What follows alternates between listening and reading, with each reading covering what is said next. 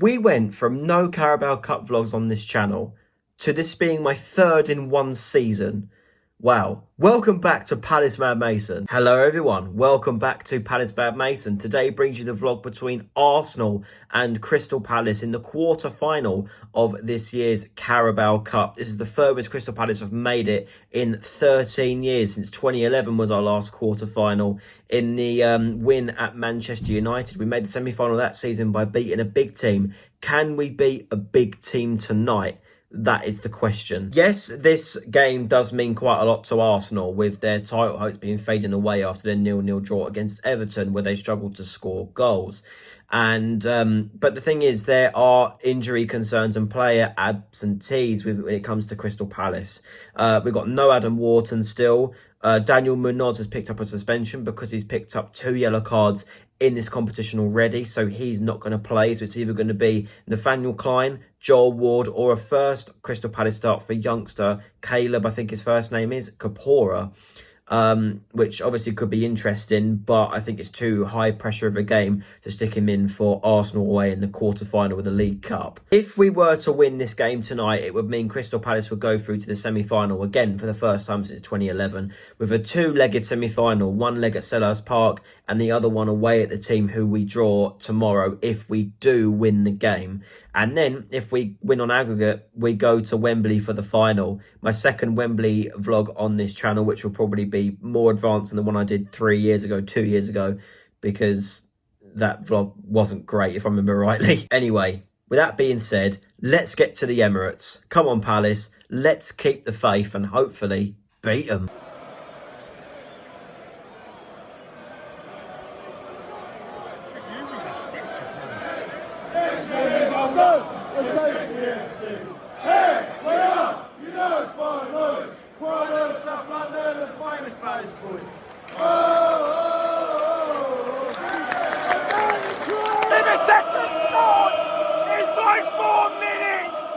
What a finish! Into the bottom corner! Arsenal 0, Palace 1!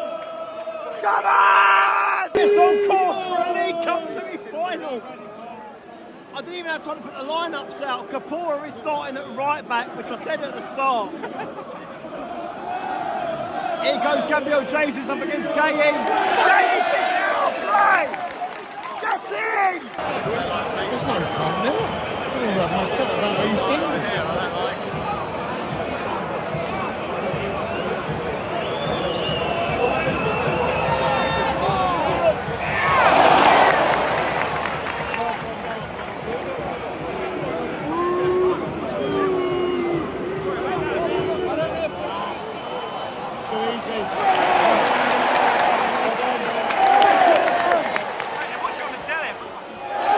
23 minutes, Kapora, for a foul on Trossard. Got his first yellow card of the game.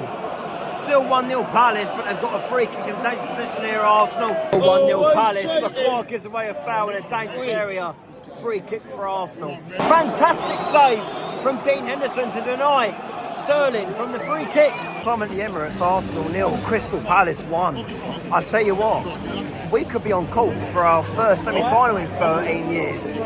Mate, honestly, Arsenal are barely letting glove on us in this first half, and unless they make drastic changes and Arteta puts a rocket up their arse, to put it politely, we may win this game. Palace, brilliant defensively. Arteta putting us 1-0 up inside 4 minutes, I think it was. Absolutely brilliant. And you know what? We deserve progression in this semi-final of the Carabao Cup. Time sub for Arsenal. On comes Saliba and Odegaard for Nwaneri. And I think Thomas Partey? Maybe not, I don't know. And then on comes Nathaniel Klein for Kapora, who was booked. I tell you what, Kapora had a good performance in that first half. Still 1-0 Palace. If we hold in this second half, we're through to the Carabao Cup semi-final. Also in their attacking threat, I think it was Nwaneri on the right-hand side. What a save from Henderson, catching Klein out of position on the counter-attack. Brilliant save from Henderson. Keeps Palace 1-0 up. 1 Arsenal level, Gabriel Jesus.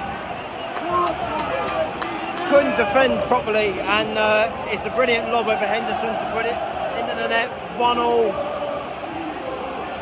Can I see Palace come back from this? I don't know, to be honest. We took the lead early. Fucking But cut him Arsenal out! are much better side in this second half. Tia and Kamada on for Mateta and Eze makes our team a lot more vulnerable. I hope Glasner knows what he's doing. Here against his former club, we signed him from Arsenal back in the summer. But half an hour left. If it does end like this, it goes to a penalty shootout. But Arsenal have looked a much better team in the second half. Over 20 minutes left, still 1-1. Had the ball in equal amounts, no bookings. Like, you know, it's been a scrappy game since Arsenal scored 15 minutes ago. I'll tell you what, if we take this to penalties, we'll be a very lucky team, and hopefully, you never know, pounce against Arsenal on the penalty shootout if we can't find the goal within the next 20 minutes. 20 minutes to go, Saka's just come on. Do you feel like you've been a danger man for Arsenal now within the next 20 minutes? Goal for Gabriel Jesus, 2-1 Arsenal. Look like we're going out the Carabao Cup now if we don't find a goal within the next 15 odd minutes. Arsenal 2, Palace 1. 3-1, Gabriel Jesus, it's a hat-trick.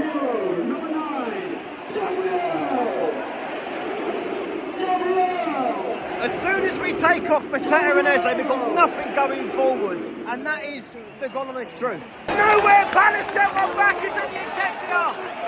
Against his former club, 3-2. Out of nowhere. Brilliant header, 3-2. Comes Jeffrey Schlupp for Tyreek Mitchell. I tell you what, Gabriel's come on for Arsenal as well for Kirill. I tell you what, that's squeaky bum time now for Arsenal. 3.5 minutes left plus stoppage time. Anything can happen now. Full time. Arsenal 3, Palace 2. We're at the Carabao Cup. Made it further than I thought we would at the start of the season. It's what it is. Well, I can't take away the fact that I'm gutted with that, but full time in the quarter-final of the Carabao Cup, Arsenal 3, Crystal Palace 2. A hat-trick from Gabriel Jesus keeps us out of the Carabao Cup.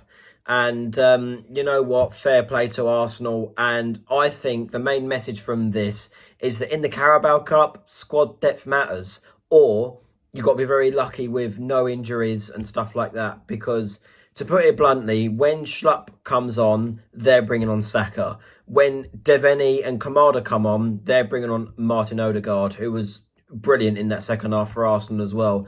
When we bring on Nathaniel Klein, they're bringing on Gabriel, Saliba and Lewis Skelly.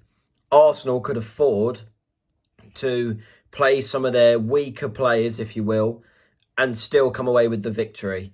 And that's what you need in the Carabao Cup. There's a reason why you've got Arsenal, Newcastle and Liverpool, as it stands, through to the semi-final. It's because squad depth matters. You know, you can get away with it against Norwich in the second round. You can get away with it against Norwich in the third round.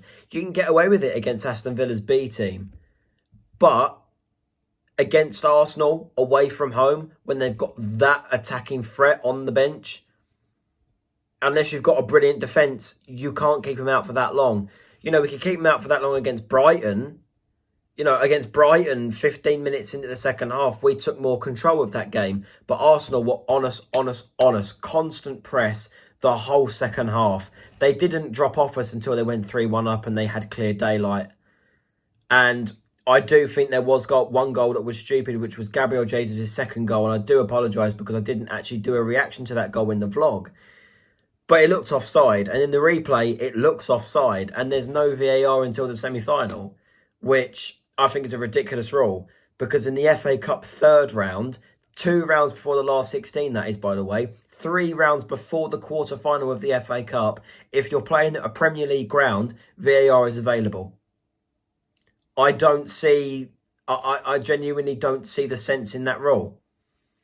But obviously, if it went in our favour, then I wouldn't be critiquing that rule, would I? So you just got to take it on the chin. And you know what, Palace fans? I've been doing a couple of Carabao Cup videos on this channel so far, doing this channel. And I say couple because we're normally out within the first round or second round. We're normally out by August, September, latest October if we make the last 16. So the fact we're a week before Christmas and we've just been knocked out the Carabao Cup, I think we take it. Last nice shade of green for the rest of the season. But, you know, we're not far off the FA Cup. You know, we've got the FA Cup in a couple of weeks. Hopefully we can do well in that. But hopefully Crystal Palace can now learn from the mistakes that we made in this game somewhat and put it into practice in the Premier League on Saturday at home against Arsenal, funnily enough, to try and keep the unbeaten streak going. That's all I can say. I'm going to leave you there, guys, to be fair. Like, share and subscribe to Palace Mad Mason, and I will see you guys very, very soon. I'm gutted, but there's not much you can do when Arsenal are bringing on that quality.